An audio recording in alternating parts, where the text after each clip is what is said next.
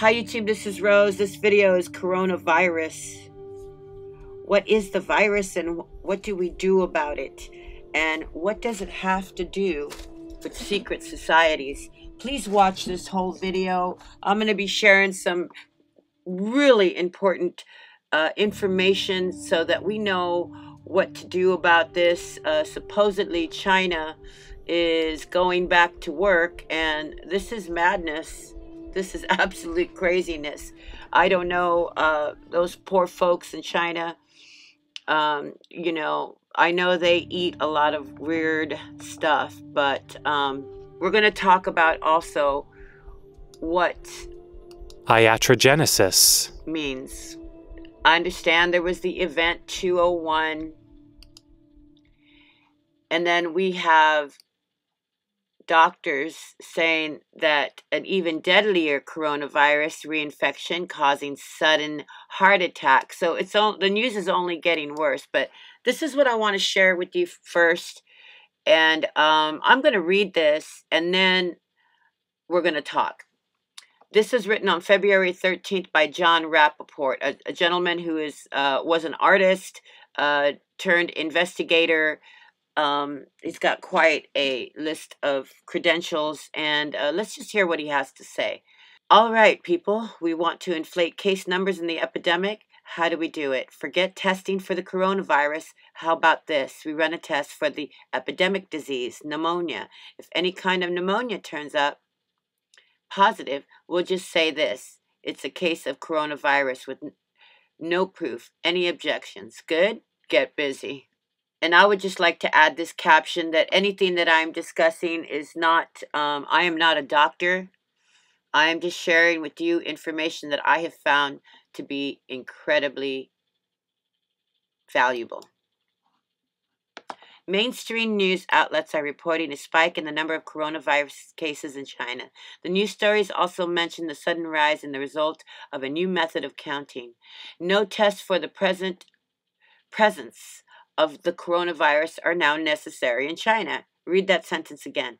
No tests for the presence of coronavirus are now necessary in China. The new method of counting, CT scans, computed tomography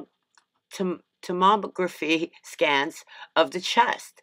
The scans are used to diagnose standard traditional lung diseases, for example, pneumonia. And pneumonia is called the coronavirus illness. There is only one problem. Deaths from pneumonia in China appear to be 300,000 per year, 3 million per decade. And I would just like to add, they smoke a lot. The average person that smokes 22 cigarettes a day. I saw that. I can't find the info, but let's keep going. 3 million per decade. I'm making a major downward estimate based on correcting an error and referring to a trusted source. These deaths certainly occur in time periods before the purported emergence of the coronavirus. Pneumonia has been around forever. Get it? A test for ordinary pneumonia, CT scans, now becomes a test that delivers a diagnosis of a new epidemic. And can we imagine what that would entail? That would mean that they're taking people in that are sick and saying that they have the virus, putting them in with other sick people to die. This is madness. Absurd. Ordinary pneumonia has causes listed in medical literature: bacteria, fungus, and various of viruses. Now, we're going to talk about viruses here. As a matter of fact, let's just go into viruses really quick. This is Dr. Robert Morris. People have some viruses. Get rid of them. They're easy. They're proteins. They're not little single-celled organisms. They're like antigens. Their job is to bond, if you will, to the weaker cells to create immune response. You can have high viral loads in your body and never have a problem.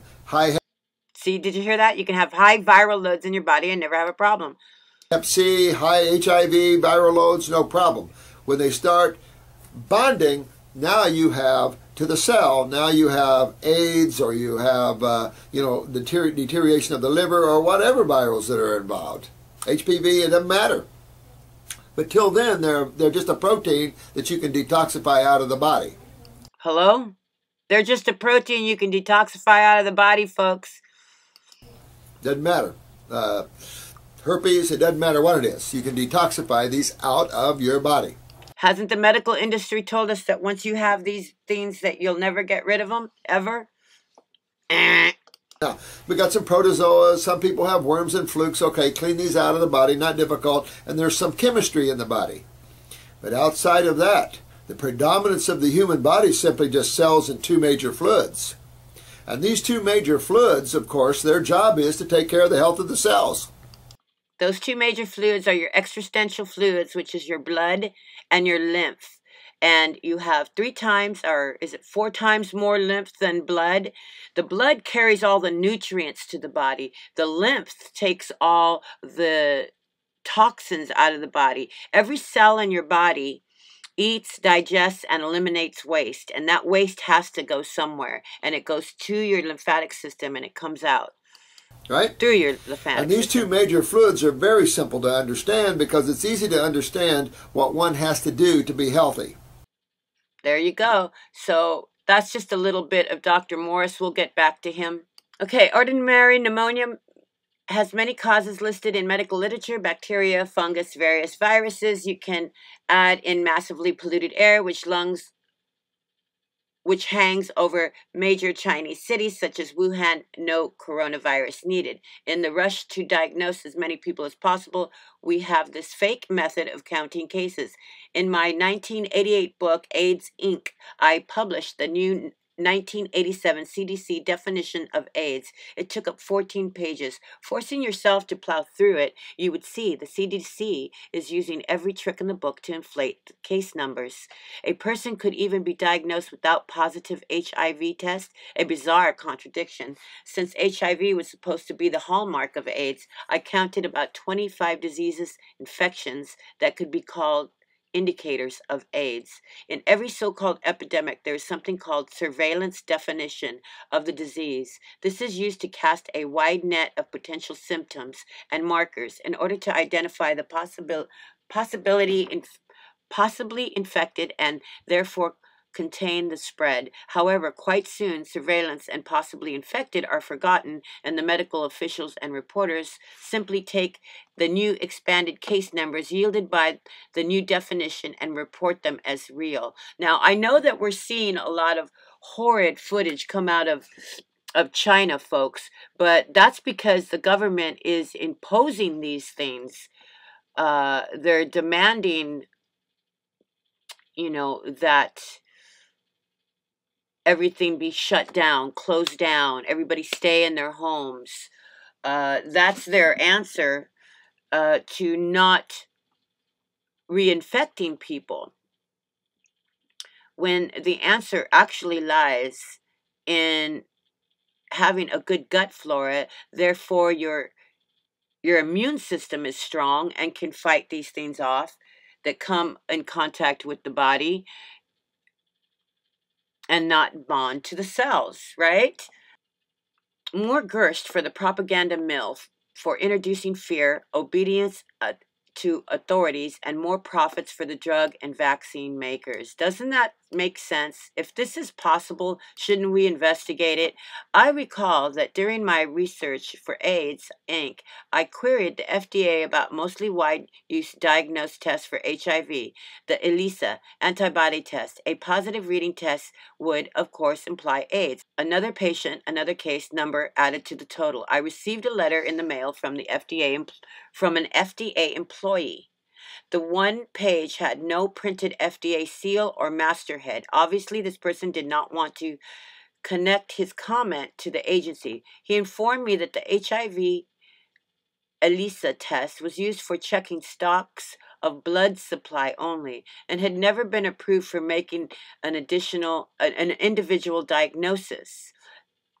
These are the people that we're trusting our lives with, folks. His meaning was clear. The FDA refused to certify the test as accurate for individuals. Yet, again, it was the most widely used tool for labeling people HIV positive and AIDS infected. It was also the most widely tool for counting and inflating overall AIDS case numbers. And it goes on, but he speaks on it in this other segment that I'm going to share with you that is very important that we listen to, folks. So stick with me. Playing games with people's lives. In AIDS Inc., I ran the ELISA scam to the ground. I found multiple authoritative medical sources who offered various formulas for AIDS testing.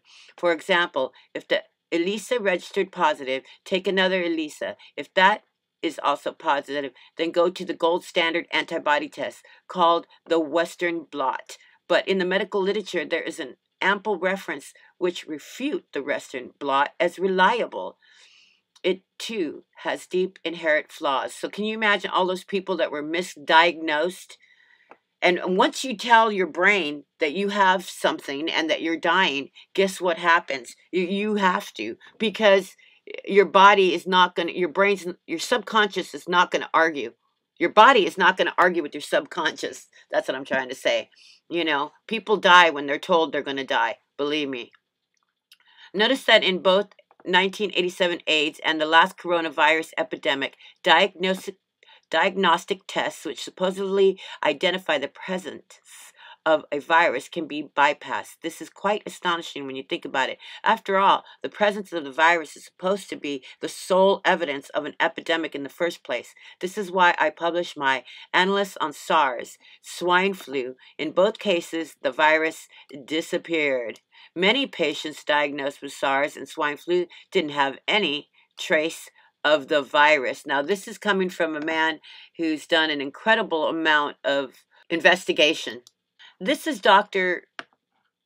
Greger, and he has an amazing channel called nutritionalfacts.com.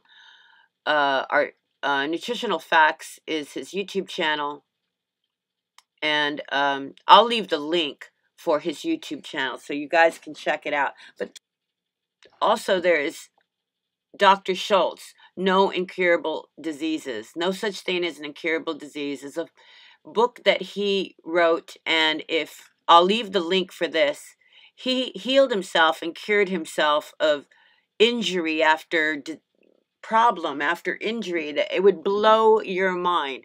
If we knew the information that is out there, how to cure ourselves, it would just blow our minds. Okay, I'm going to play this really quick because it talks about meat. I know everybody doesn't want to hear it. Everybody loves their meat. I'm so sorry. It's not good for you. I wish I could say that meat is good for you because I go back and forth. There's times I can't stand meat, and then there's times that I love to have meat. All right, I got a few minutes here. What about the ketogenic diet? You know, body fat loss actually slows down when you switch to a ketogenic diet because your body starts cannibalizing its own protein. Just looking at the bathroom scale, though, the keto diet would seem like a smashing success, losing less than a pound a week on the regular diet to, boom, 3.5 pounds within 7 days after switching to keto. But what was happening inside their bodies told a totally different story. On a ketogenic diet, their rate of body fat loss was cut by more than half. So most of what they were losing was just water, but they were also losing protein. They were also losing lean mass. This may help explain why the leg muscles of CrossFit trainees placed on a ketogenic diet may shrink as much as 8% within 2 months. Weight training is supposed to make your muscles bigger, not smaller. But look, even if keto diets worked, the goal of weight loss is not to fit into a skinnier casket. Right? People whose diets even tend to trend that way appear to live significantly shorter lives. On the other hand, even drifting in the direction of eating more healthy plant foods is associated with living longer. Going the other direction, though starting out more plant-based, but then adding meat to your diet at least once a week, may not only double or triple your odds of diabetes, stroke, heart disease, and weight gain, but may be associated with a 3.6-year drop in life expectancy. That's going from no meat to just once a week meat or more. Okay, so why am I sharing that about the coronavirus? Well, folks, you are what you eat. You really are. And the human body is amazing. It'll digest just about anything. How hard it has to work and what it does with all of that garbage is really disturbing. It'll I can't get into it here, but it turns into mucoid plaque on your intestines, and then your body can't even absorb the real nutrients if you do feed it an apple or a salad. And okay, let's move on. Let's go to the medical cartel, because I've been very active over the years as both a journalist and an advocate, and ran for Congress in Los Angeles in 29th District in 1994. On the basis of each citizen should have the right to choose alternative health treatments of their own liking for themselves, should not be able to be coerced by any government idea of what health and medical treatment actually consists of. And the government, for a long, long time in this country, has been threatening on that front and has taken away the rights of citizens to choose. So when I began to investigate this, here are a few factoids that I came across. These are factoids that are verifiable. Number one, in the United States over the last 35 years, from one class of psychiatric drug called neuroleptics, 20 drugs, we have developed in the United States between 300,000 and 1 million cases of motor brain damage.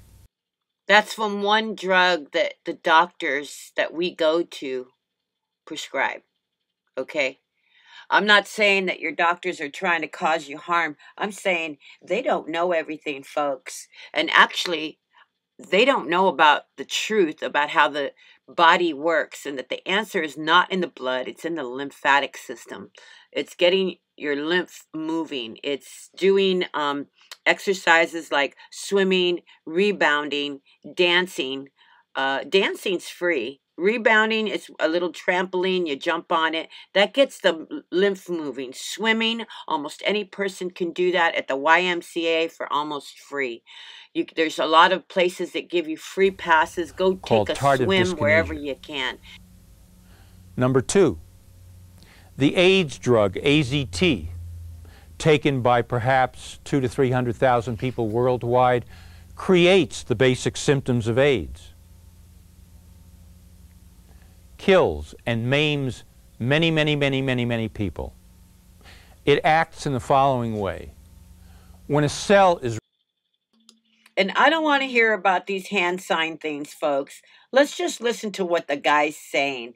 This is about the information, not the person, not the hand signs. Reproducing, and I mean any cell in the body, AZT mimics a certain action in the DNA reproductive cycle, so that the cell is fooled into thinking that it's reproducing and actually it's self-destructing. It acts, in other words, this drug, as a chemotherapy, and many, many people have died from it. Factoid 3, and this is written about in a very interesting book called The Chemotherapy of Advanced Epithelial Cancer, written in Germany by a man named Ulrich Abel, who had impeccable credentials as a biostatistician numbers cruncher for cutting-edge cancer studies carried on in Germany. He took a year off and he researched the entire literature about chemotherapy and concluded the following astounding thing. For 70 to 80% of the cancers that kill people, chemotherapy is both completely ineffective and does not improve the quality of life. In fact, it is terribly, terribly toxic. Factoid 4. Every year in the United States, from a class of drugs which can be obtained over the counter called NSAIDs, non-steroidal anti-inflammatory drugs, taken for arthritis, 70 to 80,000 people are hospitalized, and of those, 7 to 8,000 die every year in the United States. Factoid 5. In 1993, on Nightline, Ted Koppel and several doctors were discussing the Hillary health plan, which was in the process of being put together at that time. At the end of the show, Ted said, well, we've seen there are a lot of problems with getting any kind of health program for the American public. Does anybody have anything to say? And an OBGYN MD, friend of Ted's, named Herb Kaiser, piped up, yes, Ted, as a matter of fact, one of the things we really have to think about is that no matter what kind of health plan we have for America, we have to solve certain medical problems, such as every year in the United States there are 10 million unnecessary surgeries from which 50 to 60,000 people a year die. Is that insane? Folks, I think it's time that we look at other options, okay? Before we die. This is so serious. This is so insanely serious, folks. I really hope that you take this seriously because there's nothing more important than our body temple. It carries our spirit around. It carries us around, right? I mean, we take good care of our cars. We tune it up. We want to put the best of everything into our vehicles that carry our bodies. Repeat that but again. Then what about the body Every year in itself? the United States, between 10 and 15 million unnecessary surgeries, from which 50 to 60,000 people die. That's more people every year dying than all the Americans that died in the Vietnam War. And Ted says, his mind racing behind his mouth, well, Herb, I mean, if that's true, I mean, if that's true, Herb, then, I mean, that's astounding. 10 to 15 million unnecessary surgeries a year, Ted. The show was just kind of stopped, you might say. Freeze, pause, stop. Well, let's go on, and they carried on the conversation. It was too staggering to believe. Now, try to imagine that you as a reporter, in this case, I, being an investigative journalist, I've been writing articles now for several years for newspapers and magazines around the country. This is in the 80s. Was nominated for a Pulitzer by the LA Weekly for coverage of the military takeover at the University of Salvador. And I happened to come upon this thing called the medical cartel.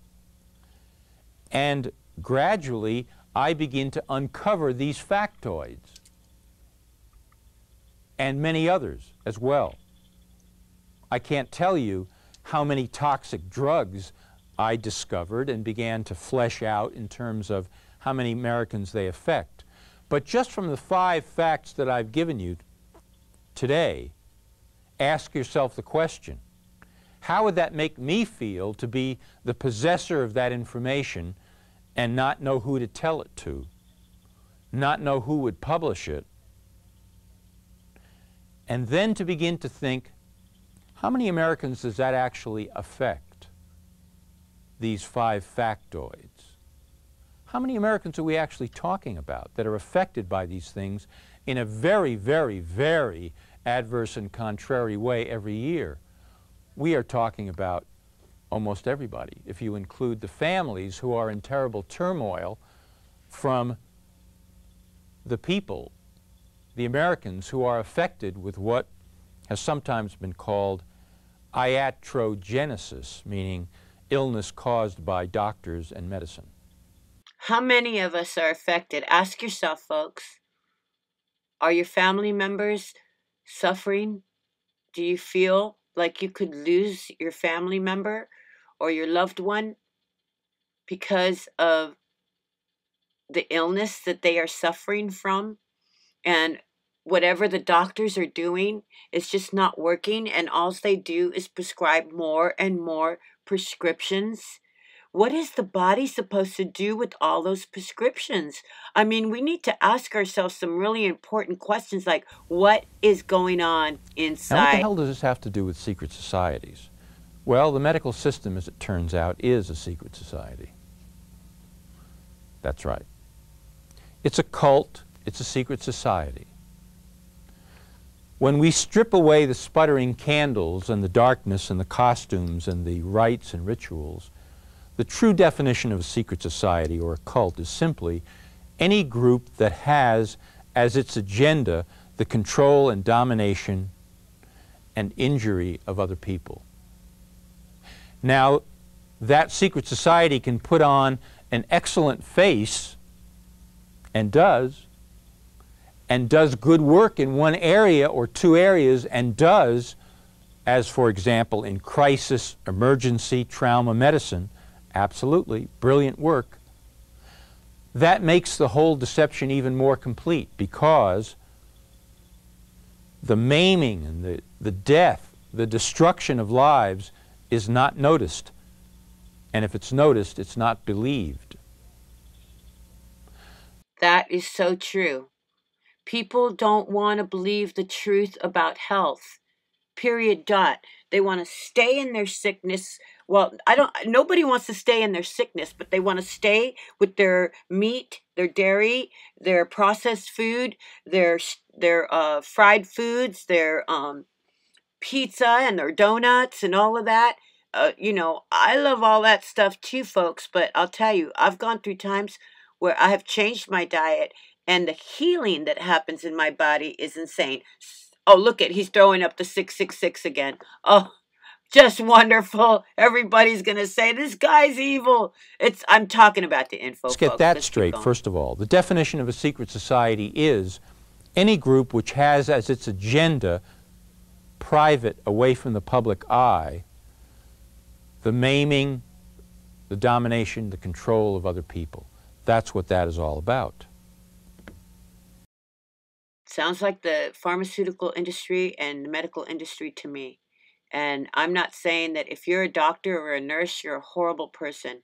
Oh, no. What I'm saying is if you're a doctor or a nurse, you need to learn what's real about healing and how, for those that believe in God, we were created perfectly, perfectly. It's just that we refuse to stop doing the things that caused the problem in the first place.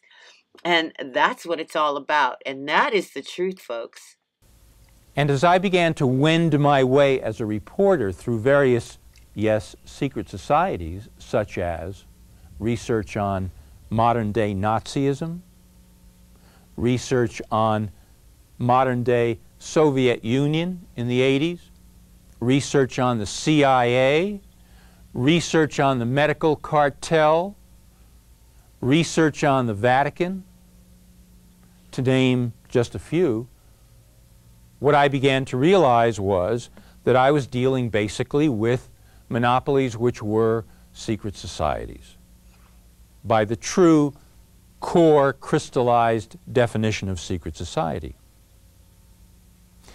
And I began to delve into this very deeply as a reporter and began to publish extensively on this. Wrote a book in 1988 called AIDS Inc., Scandal of the Century, which was an examination of fraudulent medical research at the origin of what was called AIDS, research that was carried on at the National Institutes of Health, the largest medical research facility in the world. Well, I'm going to leave it at that, folks. I'm going to leave you the link to this particular video for Dr. Schultz. I'm going to leave the link to Dr. Greger's YouTube channel. I will leave the link to this article that is John Rappaport. He's not a believer. For any of my friends who believe in Jesus Christ and believe the Bible is true, sorry, he's not teaching the Bible. And if he says anything about Jesus, I would just toss it to the side. I'm not going to listen to him about Jesus. So I'd like to thank everybody for your time. I pray all is well with your soul. And I pray for wisdom, knowledge, and understanding. of what the truth really is. Thank you so much. Bye-bye.